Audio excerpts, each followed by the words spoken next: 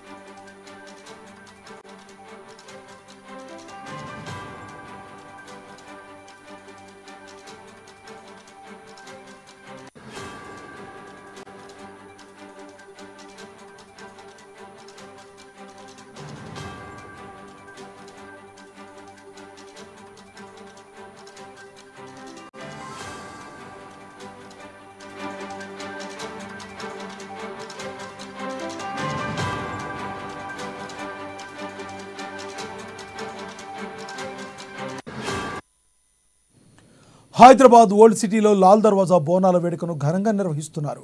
తెల్లవారుజాము నుంచి భక్తులు పెద్ద సంఖ్యలో సింహవాహిని మహంకాళి అమ్మవారికి భక్తులు బోనాలు సమర్పిస్తున్నారు. క్యూ లైన్లలో భక్తులు భారీగా తమ వంతు కోసం వేచి ఉన్నారు. ఉప ముఖ్యమంత్రి భట్టి విక్రమార్క ప్రభుత్వం తరపున అమ్మవారికి పట్టు వస్త్రాలు సమర్పించారు. ఇదే విషయానికి సంబంధించి మరింత సమాచారాన్ని మా హైదరాబాద్ బ్యూరో ప్రణయ్ అందిస్తారు. మరింత సమాచారం ప్రణయ్, చెప్పండి, మీ దగ్గర ఉన్న తాజా సమాచారం ఏంటి? అక్కడ ఏ రకంగా బోనాల పండుగలు జరుగుతుంది?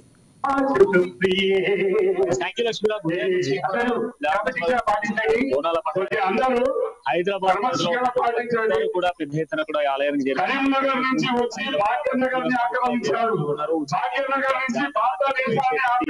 లాల్ దర్వాజా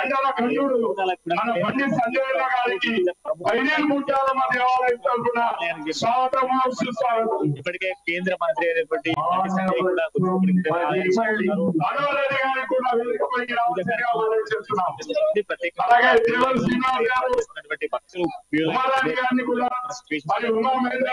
కేంద్ర మంత్రి సహాయ మంత్రి రావడంతో కొంత క్యూ లైన్ భారీ బందోబస్తు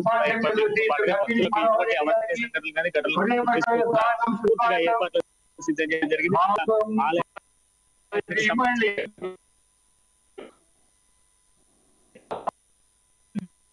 కూడా చేరుకొని స్వామి ఏదైతే బోనాల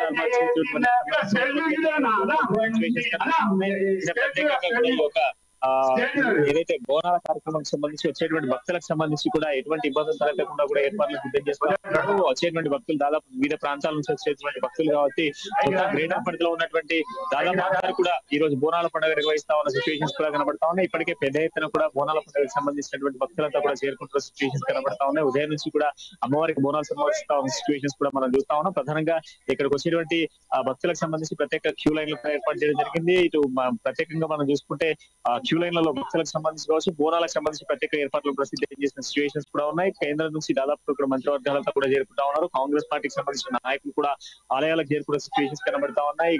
తొలిసారిగా కాంగ్రెస్ ప్రభుత్వం ఏర్పడిన తర్వాత తొలిసారిగా ఏర్పాటు చేసిన బోనాల పండుగకు సంబంధించి ఎక్కడ కూడా ఎటువంటి ఇబ్బందులు తలెత్తకుండా పూర్తి స్థాయిలో కూడా అటు దేవాదాయ శాఖ మంత్రితో పాటుగా ప్రస్తుతం ఉన్నటువంటి శాసనసభ్యులు కావచ్చు, అదేవిధంగా మంత్రివర్గం అంతా కూడా ఈ యొక్క ఆలయాన్ని చేరుకుంటా ఉన్నారు. వాళ్ళు కూడా అమ్మవారికి ప్రత్యేకంగా లాల్ దర్వాజా అమ్మవారికి సంబంధించి ప్రత్యేకంగా ఇక్కడ కోరిన వారికి కోరికలు తీరుతాయనేటువంటి నమ్మకంతో పూర్తిగా కూడా భక్తుల చివరి యొక్క మొక్కులు నెరవేర్చిన సిచ్యువేషన్స్ కనబడతా ఉన్నాయి. లక్ష్మీనాథ్, అయితే ప్రణయ్, సుమారు సాయంత్రం ఏ సమయం వరకు బోనాల సమర్పణ జరగనుంది?